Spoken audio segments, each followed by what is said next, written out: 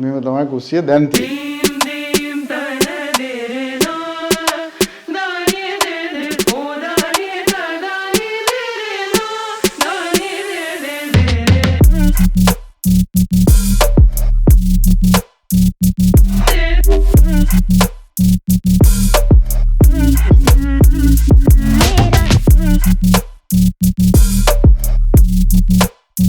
ආයුබෝවන් මොනරාගල මාර්යරාවේ අපේ අම්මලාගේ ගෙදර තමයි අද වීඩියෝ එක පටන් ගන්න. මං අවුරුද්දෙන් වැඩි කාලයක් ඉන්නේ නෝවේ. ඉතින් මට ගෙදරට ඇවිල්ලා අපේ අම්මගේ වැඩ කටයුතු වලට උදව් වෙන්න තියෙන වෙලාව සෑහෙන්න අඩුයි. අපේ අම්මා දැනට පාවිච්චි කරන කුස්සිය තමයි මේ අපේ අම්මා. ඉතින් මේක තමයි අපේ අම්මා දැනට පාවිච්චි කරන කුස්සිය.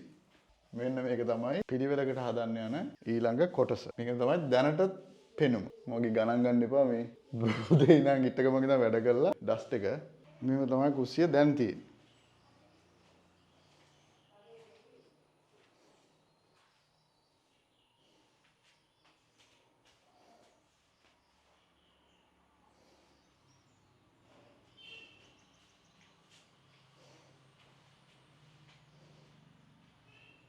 මං හිතුවා මේක පොඩ්ඩක් පේන්ට් කරන්න ඉස්සෙල්ලාම මේ කබඩ් වල තියෙන දේවල් අවශ්‍ය දේවල් අනවශ්‍ය දේවල් ඔක්කොම මේවයි තියෙනවා. ඉතින් අපි පාවිච්චි කරන්න බැරි පරණ දේවල් ටික අයින් කරලා දාලා පිළිවෙලකට ලස්සනට මේක හදාගමු. ලොකු වියදමක් කරන්නේ නැතුව අපේ අම්මලා ටිකක් පරණයිනේ.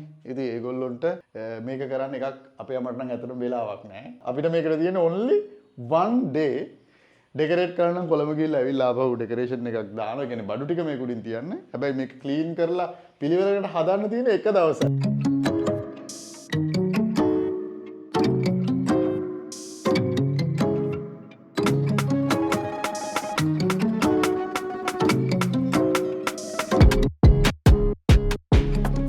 මේ ලිප ඇතුලේ ගලුත් තියෙනවා.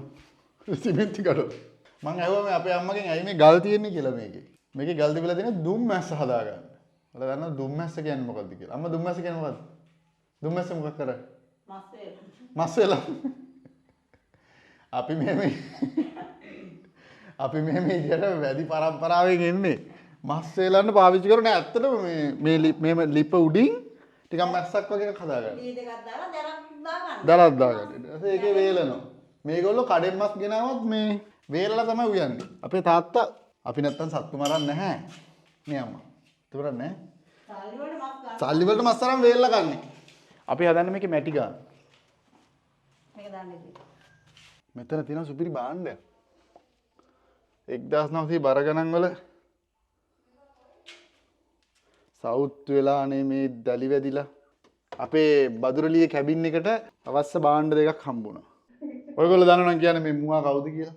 1900 බර ගණන් වල අන් දෙකක් නැත්තම් මා පොලිසියෙන් අරන් යයි. අපේ බදුරලියේ කබානයකට දාන්න පුළුවන් මේක. මේ වගේම තියාගන්න එක නීතියෙන් තහනම්ද කියලා කවුරු හරි දන්න කෙනෙක් කියන්නකෝ. ලෝයස්ලා හැම ඉන්නවා. චුටක් කියන්න. එහෙම නැත්තම් පුච්චලා දානවා. මේක අවුලක් නැත්තම් පේන්ට් කරලා යූස් කරනවා. මේක ඇතුළේ පේනවා. මේක පොඩ්ඩක් තව ක්ලීන් කරලා මේ ආපහු ලිප හදලා මේ පැත්ත බලා ගන්න ඕන.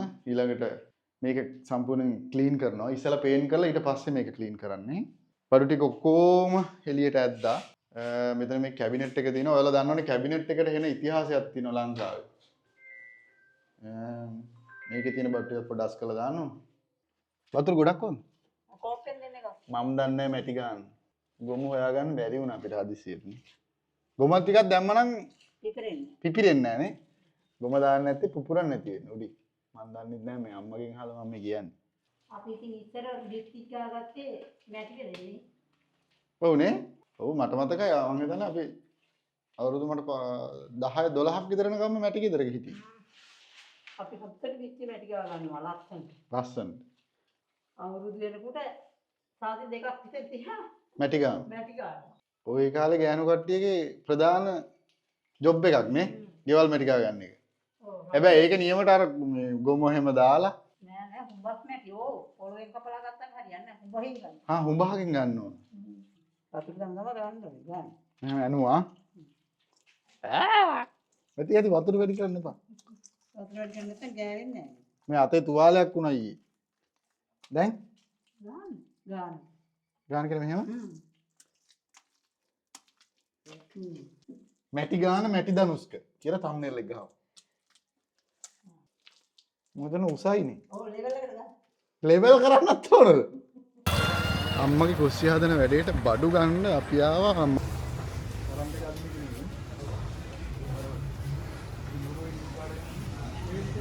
සාමාන්‍යයෙන් පේන්ට් කරන වැඩවලට මම ඇත්තටම දක්ෂ නැහැ. හැබැයි මේ වෙලාවේ වෙන කරන්න දෙයක්වත් නැහැ. ඒ නිසා අපිට සිද්ධ වෙනවා පේන්ට් කරන්න. පුළුවන් විදිහට කරනවා. මම හිතන්නේ ලොකු අවුලක් වෙන එකක් නැහැ. පේන්ට් එක කරලා ඊට පස්සේ මේක ඕගනයිස් කරන්නේ කොහොමද කියලා බලමු.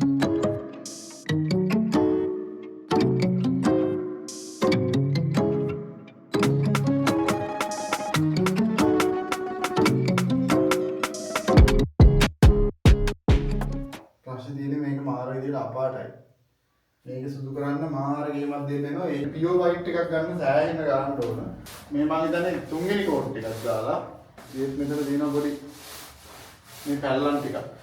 තාම ඉවර නෑ. අපේ අම්මා හදනවා අද තලප.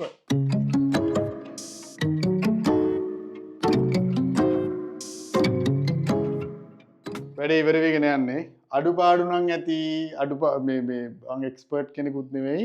මේ ලිවර් ටැප් එක හද්ද බලන්න මේ ගොඩ දාන්න අමාරු ක්ලීන් කරලා අපි දාන්න මේකට අලුත් ටැප් එකක්.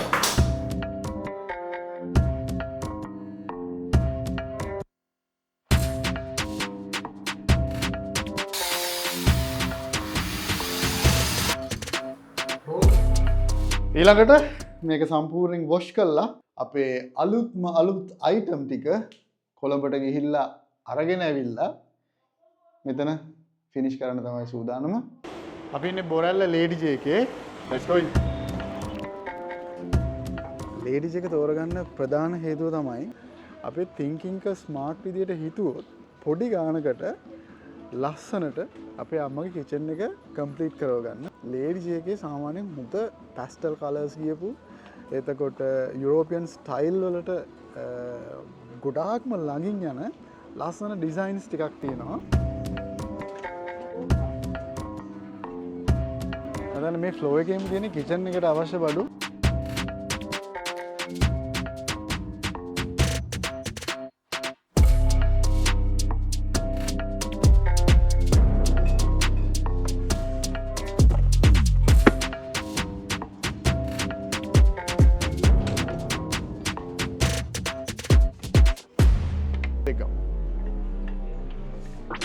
එකක් තියෙනවා. ඔයාට මෙතනට ආවම තීම් එකක් ඔළුවේ නැත්තම් මේගොල්ලෝ ඩිස්ප්ලේ කරලා තියෙනවා 4 වෙනි තට්ටුවේ. අයිඩියා එකක් ගන්න කොහොමද ඔයාගේ කිචන් එක ඔයාගේ ඩයිනින් ඒරියා එක ඩෙකොරේට් කරන්න කියලා. වව්. මේක මම හිතන්නේ මේගොල්ලෝ මේ අලුතෙන් දාපු සෙක්ෂන් එක. මෙතනට ආවම මේ ඔළුව වෙනස් වෙනවා. මෙතන තියෙනවා.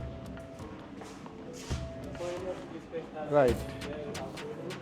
ඔක්කොම විකුණන්න තමයි තියෙන්නේ. right. Furniture cupboard. right. සම්පූර්ණම රේන්ජ් එක.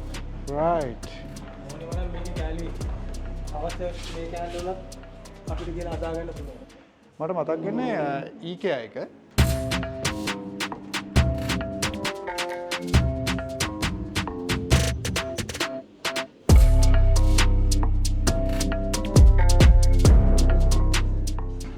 දැන් නිකන් මේක දැක්කම මම ඔළුවේ තියාගෙන ආපු ප්ලෑන් එක නිකන් මට නැති වෙලා වගේ තියෙන්නේ. ආපහු විතර ගමු. යුරෝප් දේවල් ඇඩප්ට් කරගන්න අපි උත්සාහ කරනවා. හැබැයි අපි හැමෝම ස්ටක් වෙන තැන තමයි හැමෝම නතර වෙන තැන තමයි ඒකට ගොඩක් සල්ලි ඕන කියන එක. අපි සිම්පල් මිනිමලිස්ටික් විදියට හිතුවොත් මම හිතනවා අපිට ලස්සන දෙයක් කරන්න පුළුවන්.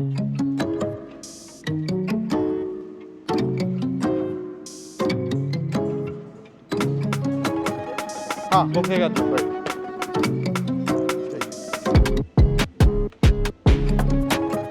ඒගොල්ලෝ හොඳ සර්විස් එකක් දෙනවා. තන් නැත්තම් කියලා දෙන්න.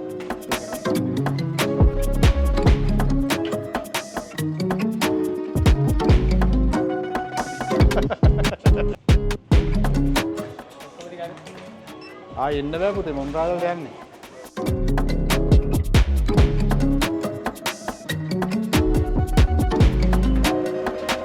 මෙතන කියන්න පුළුවන්. අපේ අම්මගේ කුස්සියට ලේඩිගේ ආයතනය මගින් ලබාගත් බාණ්ඩවල වටිනාකම 50,179ක්.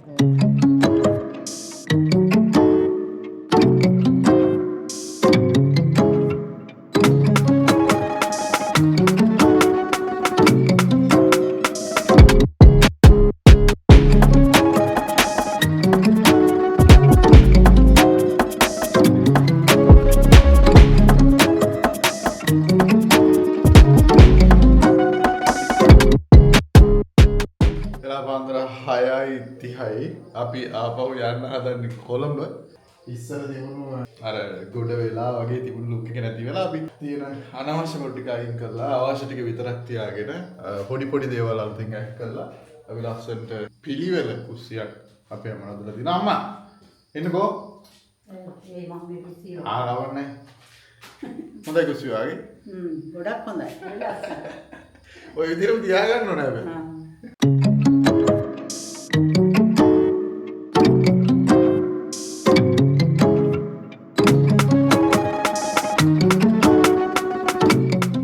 මගේ වීඩියෝස් බලන අය ටිකක් වෙනස් විදිහකට හිතන පරිසරයට ආදරය කරන එක ලෙවල් එකකින් උඩ අලුත් පරම්පරාව පරණපරාව හැමෝම බලන ගොඩාක්ම වයස කෙනෙක් වුණා යම් කිසි දැනුම මට්ටමක් තියෙන යම් කිසි අවබෝධයක් තියෙන තමයි වීඩියෝ බලන්නේ. මට ඒක 100%ක් විශ්වාසයි. මට ගොඩක් අය හම්බෙලා තියෙන කමෙන්ට් එතකොට පාරේදී හම්බුනාම කතා කරද්දී ඒ වගේ මට හොඳට මේක තහවුරු වෙලා තියෙනවා. මේ වීඩියෝ එක පුරාවට මම ඔයාලට දෙන්න උත්සාහ කරන පණිවිඩය ඔයාලා උකහා ගන්න ඕන පණිවිඩය තමයි. ඒ කියන්නේ අපි දෙයක් කරන්න ලස්සනට පිළිවෙලට කරන්න අපිට වැදගත් වෙන්නේ සල්ලිම නෙවෙයි. සල්ලිත් අවශ්‍යයි. හැබැයි ඊට වඩා අපි හිතන පතන විදිහ අනුව අපිට පුළුවන් ඒක අපිට පුළුවන් විදිහට ඉෂ්ට සිද්ධ කරගන්න.